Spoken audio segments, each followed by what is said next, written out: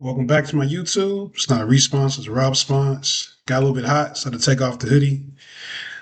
Turn the air on, but it's taking a minute to kick in. So I'm back here in the Airbnb, Monterrey, Mexico, checking in. So a funny thing about meeting women in a different country, right? I already experienced the Gringo tax when I came in to Mexico from Laredo, Texas. I met another guy named Chadwick. He was a 20-year-old guy. He's originally from Mexico. His girlfriend, his family, they all lived in Monterrey. He lives in Laredo with his dad. He's working, trying to get himself established. He's 20 years old, right? So he had his permit because apparently, if you're crossing the border from the United States to Mexico, there's maybe like a 10-mile radius that you can go into Mexico and not need a permit. But if you're going past that, even if you're walking, you need to get a permit for at least 7 days. So he was like, "Yeah, you got your permit." I'm like, "Oh, shoot, I forgot about that." Because when I went to Nuevo Progreso, which is walkable from McAllen, Texas, Wilesco, Texas.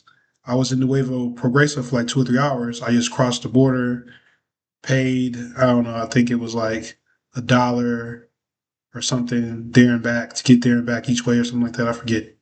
But yeah, so I didn't need a permit, right? Because I was trying to get my permit before I went the first time. I'm like, you don't need a permit. So then I thought going to Monterey is the same thing. But anyway, Chadwell was like, yeah, you need your permit. So I tried to sign up online and then I do it electronically. So I get the email. And then we get off because we're riding Greyhound. We get off in Nuevo Laredo, Mexico, which is across from Laredo, which is on the United States side, but Nuevo Laredo is on the Mexican side. They have us all get out. We get our suitcases, we get our bags. And I'm trying to show proof of this electronic permit. And they don't take it. They want papel, paper. So they make me go ahead and pay. Thank God I have my Capital One card, which doesn't have any foreign transaction fees. So that's why I took it specifically with me. And it came out to 900 some pesos or the equivalent of like $65. So I went ahead and paid it. And it actually gave me up to 180 days.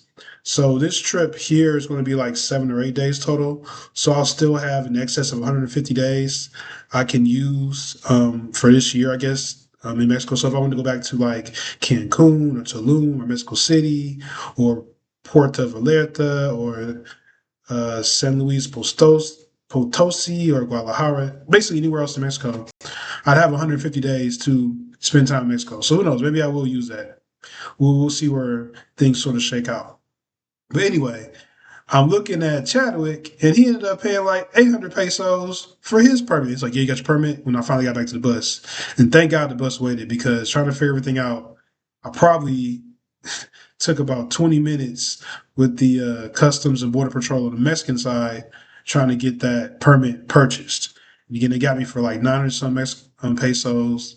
I did the conversion. It was like $65 American, which I wasn't planning on paying $65 American, but it is what it is. Now I got the 180 days. And yeah, he only paid like 800. So there's your number one instance of gringo tax, right? So then I was out yesterday here in Monterrey. I met a young lady off of Bumble. Um, and she was nice, friendly, cool person. Uh, Sylvia. I won't say her last name, but she was really, really nice. And she's like, let's go on a date. ¿Quieres tener una cita? Do you want to go on a date? See. So she says yes. We meet up. She actually drove from about half an hour away. So that was nice because what I found using the Uber or Didi, DIDI apps, are that once it gets past 7 or 8 o'clock, these drivers are not readily available. You have to wait. So even if you pick on Uber X, you're still waiting like 10 or 15 minutes. And if you do wait and save, you're waiting like 45 minutes, no matter which app. And then Uber and Didi aren't that much different in price. Sometimes Didi's cheaper, sometimes Uber's cheaper.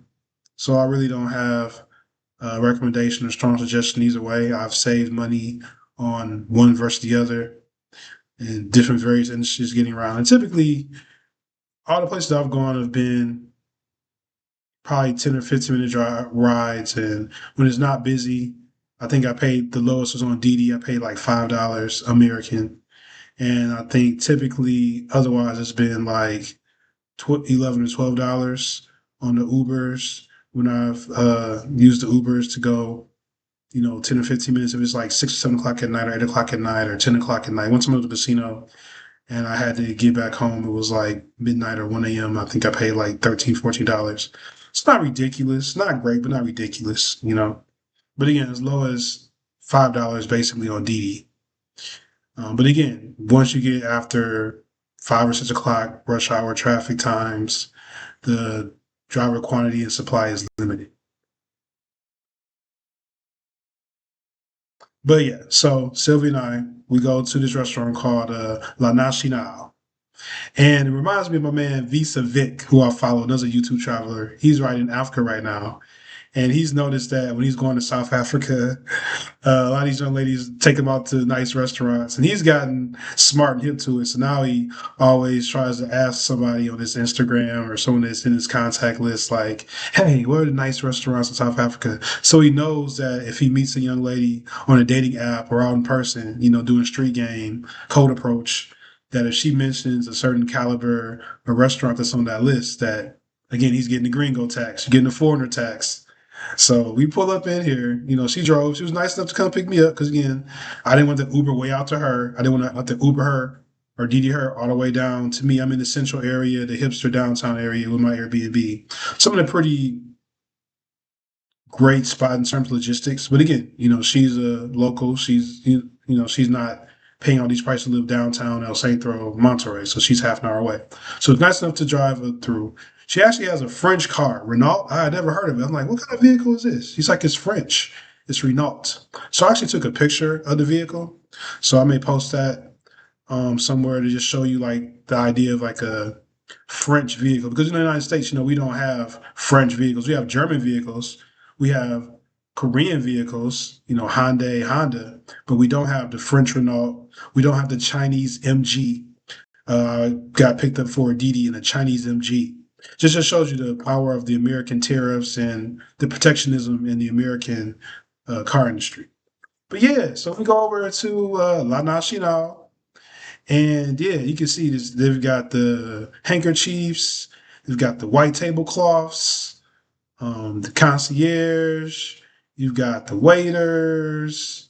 They're all fancy. They've got the special wine glasses. And I'm like, this is not McDonald's. This is not Taco Palenco. This is not Taco de Tortas. This is not a regular place. This is an upscale, nice place. She was like, I'm going to get a good experience out this date. This Negro Gringo. Because remember, I've been telling you, I've only seen one black person total in Monterrey, Mexico, and I've been here like 3 days now.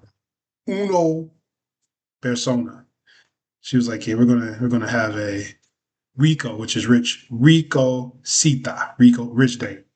But again, she was cool people. She did drive down. She was really, really sweet. We had a nice little time afterwards. We came back to the Airbnb.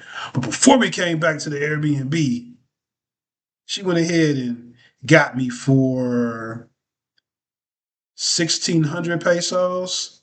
So remember, the exchange rate's about 18 to 20. It's about $80. Yeah, I know, right? I'm in like a foreign country. And granted, Monterrey is the richest city in Mexico, even richer than the capital, Mexico City, which is the biggest city in Mexico in the capital. Monterrey is the industrial city and the richest city. It's the New York of Mexico. Still, $80, man. And we only had some cheese dip queso with hamburger. We had a margarita. We had I think she had tequila. She ordered some beets. I hate beets. My dad used to love beets. But she ordered like a red beet type appetizer. So it really wasn't that much. Two drinks, a red beet appetizer, a big thing of queso and cheese, and like hamburger steak mixture. I forget what it was. I should have took a picture of it. Yeah, that came out to $80 USD, 1,600 pesos. So again, him with the gringo tax, man, because you think if you're going to low key little places in Mexico, like when I went to the mall, you're paying your typical $8, $9, American equivalent. You go to Chipotle in the States, you expect to pay, I don't know, 15, $20. I went to Dobo, I think it was Dobo, in the mall at the Plaza de Cumbres, and I paid like the equivalent of like $10, a little bit cheaper than Chipotle, right? So like I said again, maybe some people disagree and they'll say, hey, $80. But again, the idea is that if your passport borrowing that you're supposed to be getting, more affordable, nice experiences, in Mexico. So again, it didn't break me. I had the cash on me. But yeah, man, I mean, I feel like that was too much different from America, man. $80. So Mexico, the exchange rate is 20 pesos to a dollar.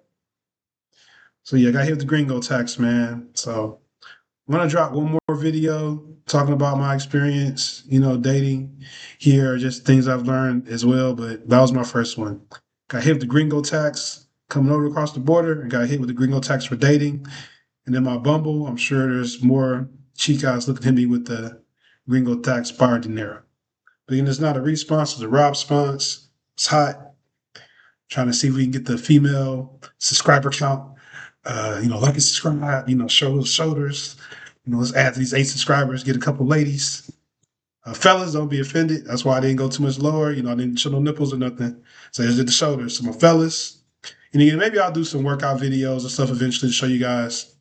But again, not ready for that now. But appreciate you guys watching. And I'm gonna drop another video. But this is my thoughts on the gringo tax in Monterrey, Mexico.